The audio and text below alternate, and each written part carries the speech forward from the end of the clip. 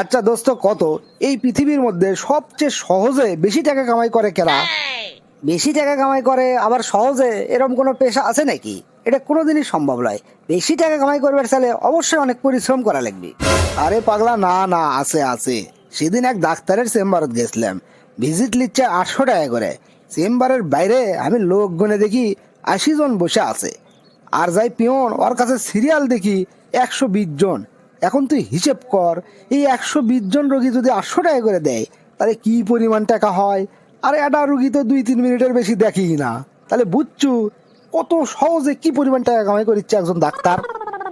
120 জন রোগীর থেকে যদি 800 টাকা করে ভিজিট নেয়, তাহলে তো প্রায় 96,000 টাকা হচ্ছে রে। কোষ কি একদিনে একজন ডাক্তারের এত টাকা কামায়? এটা তো খালি ভিজিটের কামাই দেখলু, তাছাড়া ওষুধ কোম্পানির কাছ থেকে পায়, আবার পরীক্ষা নিরীক্ষা দেয়, সে থেকে পার্সেন্টেজ খায়, আরো কত কি যে আছে রে ভাই। দিনে তো 2-3 লাখ টাকার নিচে মনে হয় না এরা কামাই করে। পাগলা, ওই ডাক্তারের বয়স কত, আর ওই পর্যায়ে আসতে তার কি কম খাটা লাগছে? আমি তো জানি সব ভালো ভালো ছাত্ররা ডাক্তার হয়, তো তুই এই কথা করছু কৃষক মিশাই আমার কত? না মানে ভাবিচ্ছি, আমার যদি ডাক্তার হওয়ার পেলেমিনি, তাহলে চেম্বারটা দিয়ে বসে থেকে দিনে লাখ লাখ টাকা কামাই করে পেলেমিনি। কি সুন্দর, কত সহজে টাকা কামাই করা যায়। আমার তো দেখেই খালি আফসোস লেগেছে। জীবনে কোনোদিন স্কুলে ঠিক মতো যাস না, ঠিক মতো পড়ালেখা করিস না, সারাদিন শুকনো পাতা খাস, আর তুই আবার ডাক্তার? এতই সোজা না, অত লালি আদেশ লয়। এত বড় কথাগুলো তুই হামাক, আমি কিন্তু অপমানিত বোধ করলাম। ওরে বাপ রে বাপ, ব্যাঙের আবার সর্দি। শালা মজনু হামাক অপমান করছে, ওকে আমি দেখে দেবো এই আসাদ কি জিনিস। জিঙ্কা করেই হোক ডাক্তারি বিদ্যা আমি শিখমই, আর লাখ লাখ টাকা কামাই করে ওকে আমি দেখামো যে এই আসাদও কমজোরি লোক লয়। এক কাম করি, শমশের চাচার কাছে যাই। শমশের চাচা তো হাসপাতালত চাকরি করে। চাচার মাধ্যমে প্রথমে কোনো ক্লিনিক বা হাসপাতালত ঢোকা লাগবে, তারপরে ছলে বলে কৌশলে আমি ডাক্তারি বিদ্যা শিখবো। মজনু তো আর জানে না এই আসাদ কি জিনিস। চাচা, আসসালামু আলাইকুম। ওয়ালাইকুম সালাম। কে রে আসাদ, তুই আমার কাছে কি মনে করে? তুই তো কোনোদিন আমার কাছে আসিস না। চাচা, খুব বিপদে পড়ে আপনার কাছে আসছি, আমাকে কিন্তু আপনি না কভার পাবেন না, আমাকে একটা সাহায্য করাই লাগবে। কি বিপদে পড়ছু সেটা ক। না মানে চাচা, বেকার জীবন তো আমাকে আর ভাল লাগিচ্ছে না। আপনি তো হাসপাতাল সেক্টরে মেলা দিন ধরে চাকরি করেছেন, আমাকে একটা কোনো হাসপাতাল বা ক্লিনিকও তো না ঢুকে দেন নাকি চাচা, খুব উপকার হলো হইনি। এ পাগলা, হাসপাতাল বা ক্লিনিকে চাকরি করা কি মুখের কথা? কাজ জানা লাগবার লয়। কাজ ছাড়া তুই কি চাকরি করবো? কাজ জানা ছাড়াও তো মেলা ধরনের কাম আছে চাচা, দেন নাকি যে কোনো একটা পোস্টে হলেই হলো। সর্বনিম্ন পোস্টে হলেও আমার কোনো সমস্যা নাই। আর তাছাড়া আমার মাথাটা তো খারাপ লয়, আমাকে খালি ঢুকে দেন, কাজ আমি অটোমেটিক্যালি শিখে যাবো। আচ্ছা ভালো কথা, যে কোনো পোস্টে যখন চাকরি করবার চাচ্ছু, তাহলে তোকে একটা কথাই কই। হুলকুম ডাক্তার কালকে আমাকে ফোন করছিল, আর ক্লিনিকে বলে একটা পিয়ন লাগবি। পিয়নের অবশ্য কিছু জানা লাগে না, কোনো মতে হালকা পাতলা লেখাপড়া জানলেই হয়। তো তুই কি পিয়ন পোস্টে চাকরি করবো? কোনো সমস্যা নাই চাচা, কোনো সমস্যা নাই। সুইপার পোস্ট হলেও আমি রাজি। সেই জায়গাতে আপনি পিয়নের কথা করছেন, এটা তো ভালো আরো। বেতন কিন্তু বেশি দেবার লয়, মাত্র 5,000 টাকা, ডিউটি দিনে 12 ঘন্টা করবো। চাষমে তাতেও আমার কোনো আপত্তি নাই, আমাকে যদি খালি 3 বেলা খাবার দেয় তাতেই সই। আপনি আমাকে ঢুকনের ব্যবস্থা করেন। ঘটনা কি রে, এক কুমার সেটে কই সেরেতেই রাজি হয়ে যায়। আচ্ছা যাই হোক, কয়েকদিন হয়তো চাকরি করবি, এগুলো চাকরি কেউ টিকপেরই পায় না। আর জরুরি ভিত্তিতে আমাকে ছাড়া লোক চাষে ঢুকে দেই, পরে যাওয়াই হবি নি। ঠিক আছে, তাহলে আমি হুলকুম ডাক্তারে কয়ে দিচ্ছি, তুই কাল সকাল সকালে যায় হুলকুম ডাক্তারের সাথে দেখা করিস, তোর চাকরি মনে কর কনফার্ম। ওহ চাষমে, আপনি আসলে গ্রেট। আমি আশা করেই যাচ্ছিলাম যে আপনার কাছ থেকে আমার খালি হাতে ফেরা লাগবার লয়। আগে এত লাভ পারিস না তো, ক্লিনিকের চাকরি এত সহজ লয়। তোর মতো কত লোকজন ওটি ঢোকে 2 দিনও টিকে না। চাষমে, আমি যে কি জন্য ক্লিনিকের চাকরি ঢুকিচ্ছি সেটা তো আপনি এখন বুঝবেন না, বুঝবেন ইনি কিছুদিন পরে। এই আসাদ কি জিনিস। চাষমে, আপনি আমার উপর সম্পূর্ণ ভরসা রাখতে পারেন। আপনার বদনাম হয় এরকম কোনো কামই আমি করবো না। তাহলে এখন আসি, কালকেই তাহলে আমি সকাল সকাল হুলকুম ডাক্তারের ক্লিনিকে চলে যাচ্ছি। স্যার, আসসালামু আলাইকুম রহমতুল্লাহ বারাকাতু। ওয়ালাইকুম আসসালাম। কে ভাই আপনি, কি চাই? স্যার, আমার নাম আসাদ। শমশের চাচা আমাকে পাঠাছে হুলকুম ডাক্তারের কাছে। হুলকুম স্যার কি আছে?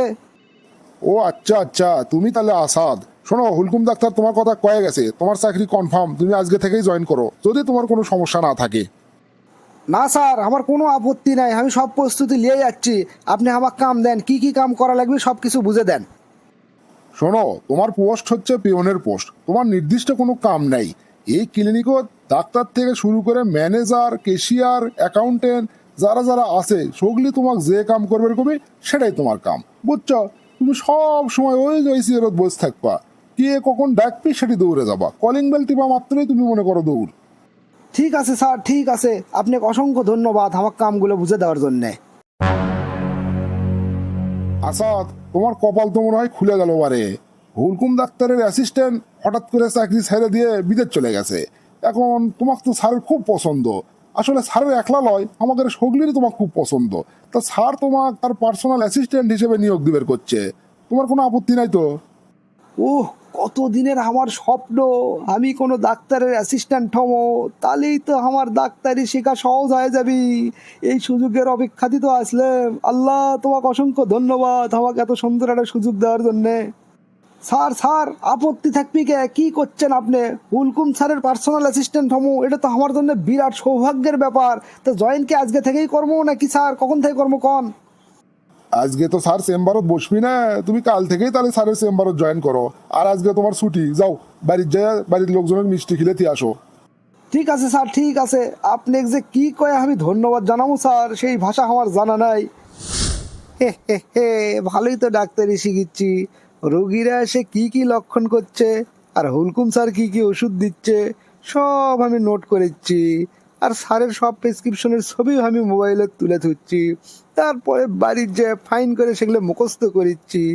ইনকে করে মাস তিনেক চললেই সব রোগ আর সব রোগের কি কি ওষুধ এগুলো আমার মুখস্থ হয়ে যাবি। তাহলেই আমার ডাক্তার হওয়ার ঠেকাই কেডা? আসাদ, তুমি কি কিছু করছো নাকি? না মানে স্যার, কিছু কইনি স্যার, কিছু কইনি। আজকে চেম্বারের বাইরে এমন একটা রুগী আসছে, সেই রুগীর কথা মনে হয় আমার হাসি লাগছে স্যার। রুগীটা করছে কি জানেন?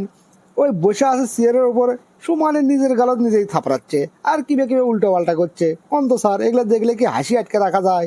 ওই কথা আমার যখনই মনে হচ্ছে তখনই হাসি আসিচ্ছে। ও আচ্ছা, তাই কও। আচ্ছা যাও তাহলে ওই রুগীটাকে আগে নিয়ে আসো, ওটা কি আগে দেখি।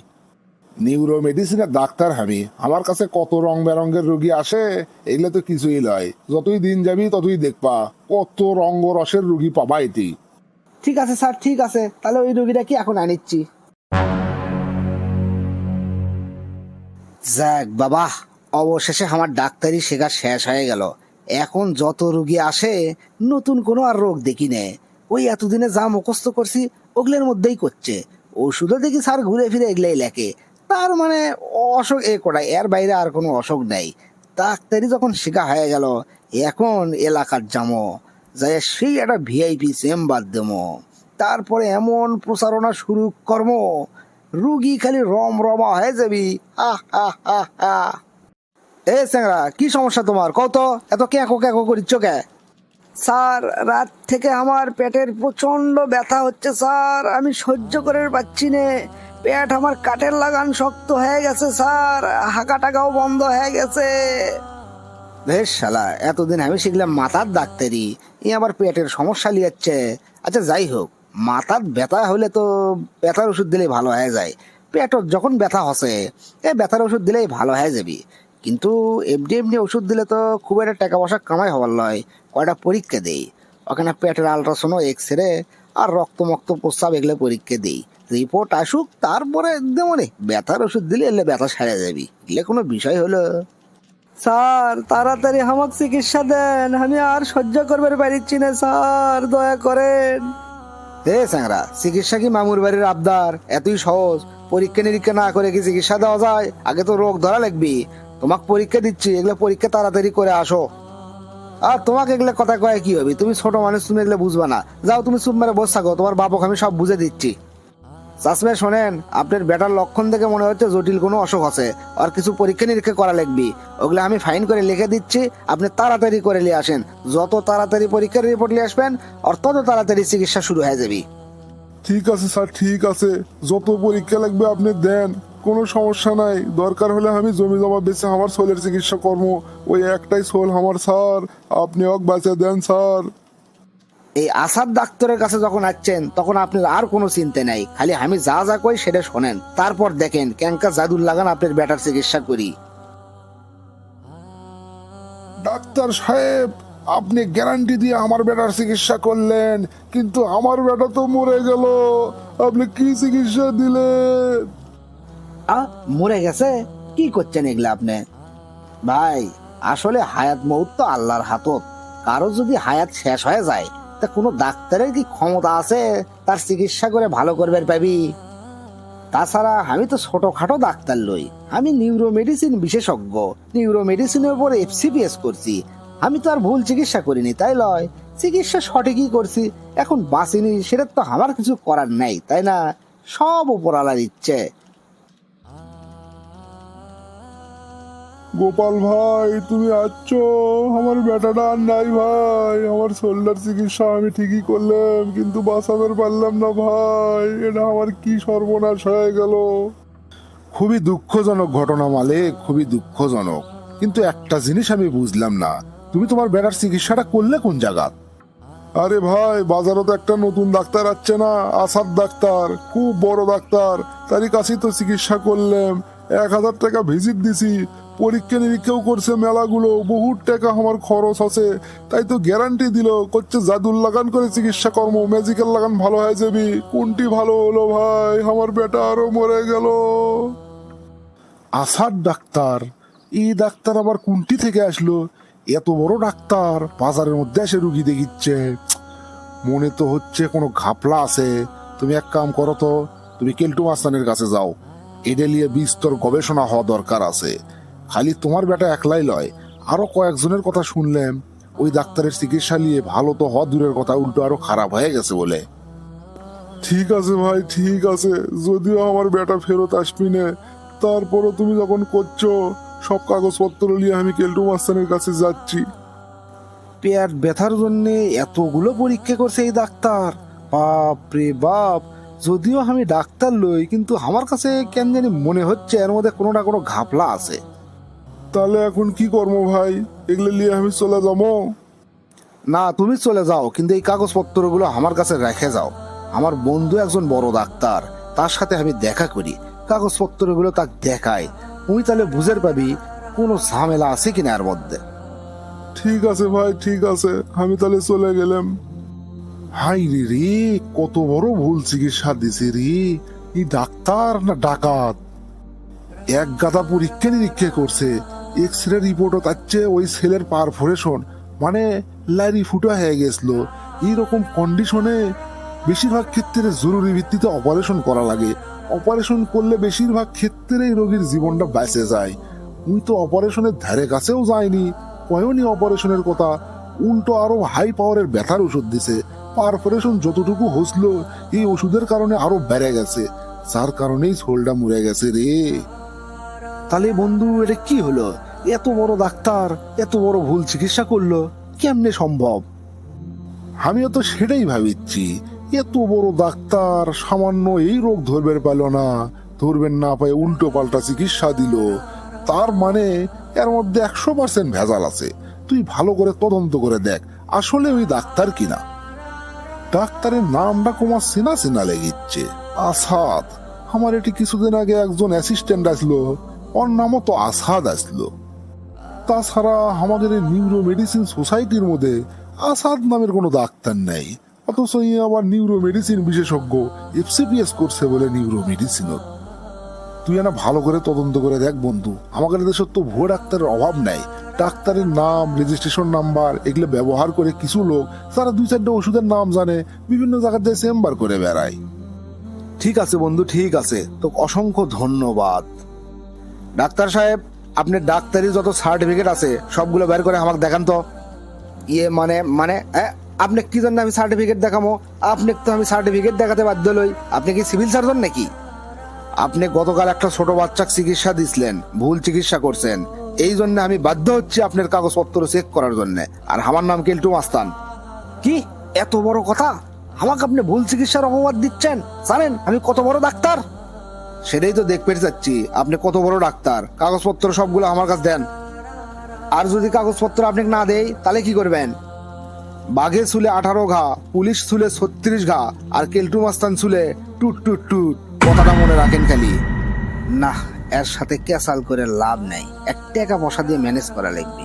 কামাই তো আর কম করিচ্ছি না, এর থেকে এক কিছু টাকা খিলেই তাহলে আমি এমনি সরে যাবে এর থেকে। ভাই শোনেন, আপনাকে আমি লাখখানিক টাকা দিচ্ছি, আপনি চলে যান, টাকাটা নিয়ে যায় আপনারা মৌজ ফুর্তি করেন। এগুলো এগুলো ইয়ে করে তদন্ত করে কি হবে কন? মানুষের হায়াত উঠে গেছে, মরে গেছে।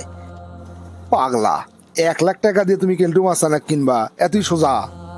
তা কত নেবেন ভাই, কত নেবেন কন?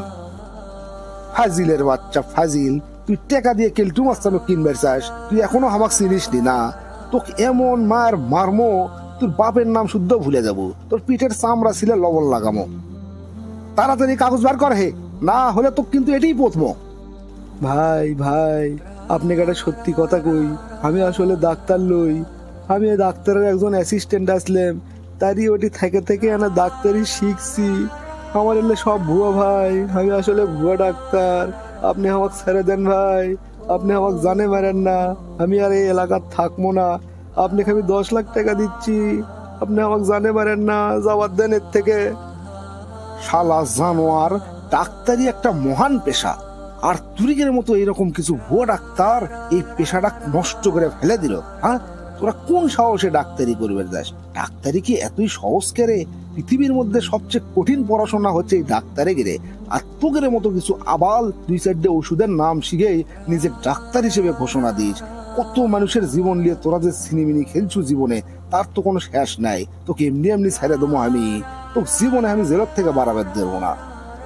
ভাই আমি আর ডাক্তারি করবো না, আমাকে ছেড়ে দেন, দরকার হলে আমি রিক্সা চলে খামো, তাও জীবনে কোনোদিন ডাক্তারি করবো না, আপনি আমাকে ছেড়ে দেন। তোদেরও আমার খুব ভালো করেই চেনা আছে। তোরা এক জায়গায় ধরা খাস, টাকা পয়সা ঘুষ দিয়ে সেই এলাকা ছাড়িস, আবার আরেক জায়গায় যায় ডাক্তারি করিস। তোদের কোনো মাপ নাই। শালা জমলে, তুই আর কাম পাসনি? কেলটু মাস্তানের এলাকাতে এসে তুই ভুয়া ডাক্তারি শুরু করছু। তুই তোর জেলের থেকে বাড়াবের পারবো না রে, জেলত তোর পচে মরা লাগবি। স্যার আপনি আমাকে ছেড়ে দেন, যত টাকা চান আমি তত টাকাই দেবো, আমার টাকা পয়সার কোনো অভাব নাই, আপনি আমাকে থানাত নিয়ে দেন না স্যার। রে মামুর বাড়ির আবদার, অক ছাইরে দেই, অক ছাইরে দিয়ে আমি নিজে জেলত ঢুকি। চাকরি তো আমার থাকবি না, আমারই 14 শিখের ভাত খাওয়া লাগবি। তুই পরশু কেলটু মাস্তানের পাল্লা, জানিস না? বাঘে চুলে 18 ঘা, পুলিশের চুলে 36 ঘা, আর কেলটু মাস্তান চুলে টুট টুট টুট।